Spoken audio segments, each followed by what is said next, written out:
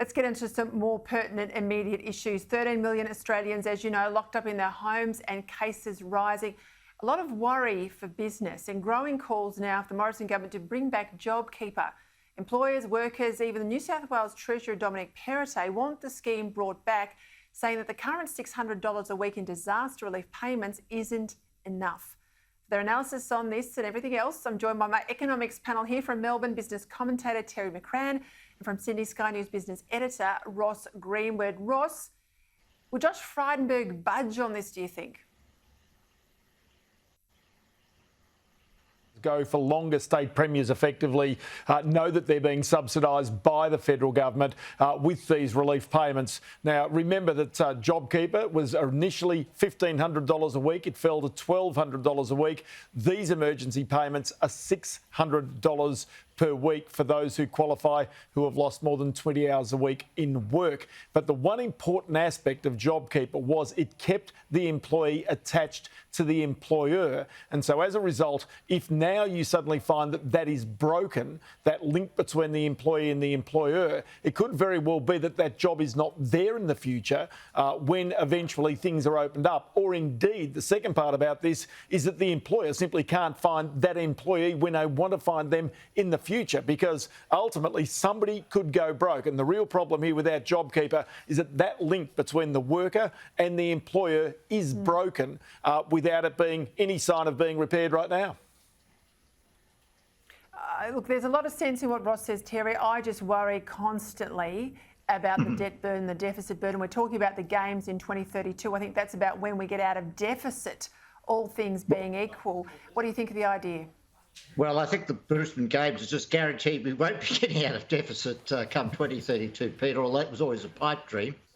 But to pick up on Ross's point, the big plus in JobKeeper was that keeping that link between the employer and the employee. I think, though, that it's probably not as big a risk now as it looked to be at the start of all this, because workers good workers are in such great demand, obviously, when they're allowed to work, given the fact that we can't bring in the skills under the visa programs or indeed generalised population through the general migration program. The actual quantum is pretty much the same, $600 a week. JobKeeper started out, I think Ross said fortnight, but it was $1,500 a fortnight, $750 a week. So the quantum is about the same. It's where JobKeeper ended in March, when it ended in March. So I don't think you worry about, you can't ask for more money in the pocket. The question is really whether it's going to hurt that link between the employer and the worker. Yeah, good point. Well, I think it'll play out very much in the next couple of days. Let's go down to Victoria. This Royal Commission into Crown Casino has hit the casino group with an extraordinary double whammy, declaring that the company is not a suitable licensee. This is council assisting, which is making the arguments, obviously, for the Melbourne casino licence, and that Executive Chairman Helen Coonan is unsuitable, they say, to occupy her job. Now, full disclosure, I was Helen Coonan's Chief of Staff at one time when she was a minister in the Howard government, and I also worked for Consolidated Press Holdings, a major shareholder of Crown. I never worked for Crown, but I think you should know all of that. Ross, to you first, council assisting submission on Coonan's suitability contradicts a finding in New South Wales in their inquiry, which effectively said she was the right person to fix all these problems with Crown. So what's happened? So in this particular case, it really is the lack of confidence, and in particular, even some of her fellow directors have had, where there was obviously the allegations, and they were admitted, the Crown had not paid enough tax to the Victorian government in its gaming licence fees. Now, there was also suggestions that Helen Coonan did know this as early as February this year, but had not told some of her fellow directors until June. So this led to this finding. But it's a real problem for Crown, because remember, the Crown still has not opened its gaming floors in its new Sydney casino. And really, it's not until really the Independent Liquor and Gaming Authority, Philip Crawford, its chairman, are satisfied with Crown's behaviour that it's going to be allowed to open. Then, if suddenly it loses its licence in Victoria, it's already warned the Victorian government that it could breach some of its lending covenants to its lenders. So it's a big problem, especially if the person who's supposed to be leading them out of this mess suddenly finds themselves unsuitable as well. Yeah, Terry, I mean, they haven't got the machines, the casino floor operating in Sydney. They're basically would be bleeding money, wouldn't they, in Victoria? We've had lockdowns 179 days today. I mean, they've been shut for most of last year.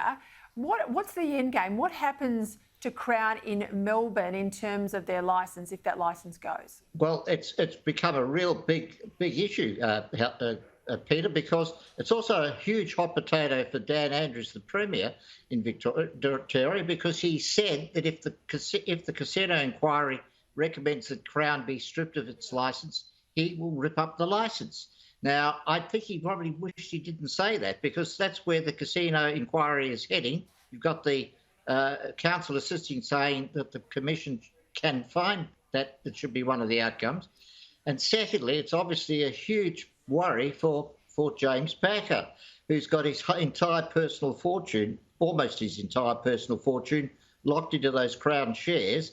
And the end game was supposed to be, A, Helen Coonan fixes all the problems, and B, she orchestrates a sale of the casino group to a new bidder, most probably the competing bidder, the competing casino group, Star. Now, all those things now are going to be very difficult to achieve, and certainly achieve anytime soon. So true. And look, it's a massive employer in Victoria, Terry. It's a massive entertainment precinct in Melbourne. That's a concern too. Well, it's a huge concern, particularly for the Premier and the government, because do they really want to wipe out all those jobs and all that income, all those tax revenues? And Daniel Andrews, remind me, Terry, so Daniel Andrews, remind me, he was a gaming minister at one stage, wasn't he? He was a gaming minister through this process. I mean, and there's a game obviously to be played to tie Crown's bad behaviours to who exactly should have been in charge of stopping those bad behaviours, both the regulatory authority and the minister behind that, all through this period.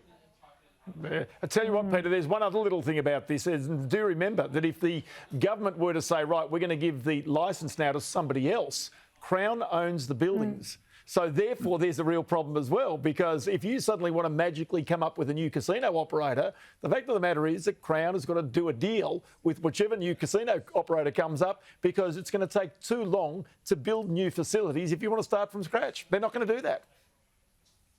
Very good point, Ross. I didn't get the nexus there with the freehold. Hey, talk to me about the Reserve Bank, Ross, pouring cold water on suggestions of a post-COVID wage increase. It says the RBA said there's some signs of growth. This is the minutes of the July meeting. But, you know, I would have thought with immigration constrained, we might have a bit of a lift in wages.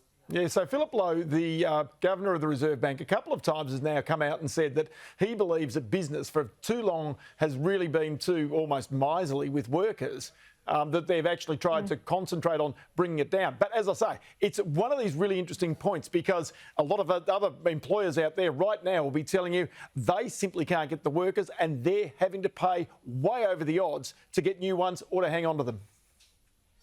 All right, got to leave it there, gentlemen. I am on the clock. Rita Panahy's filling in for Andrew Bolt.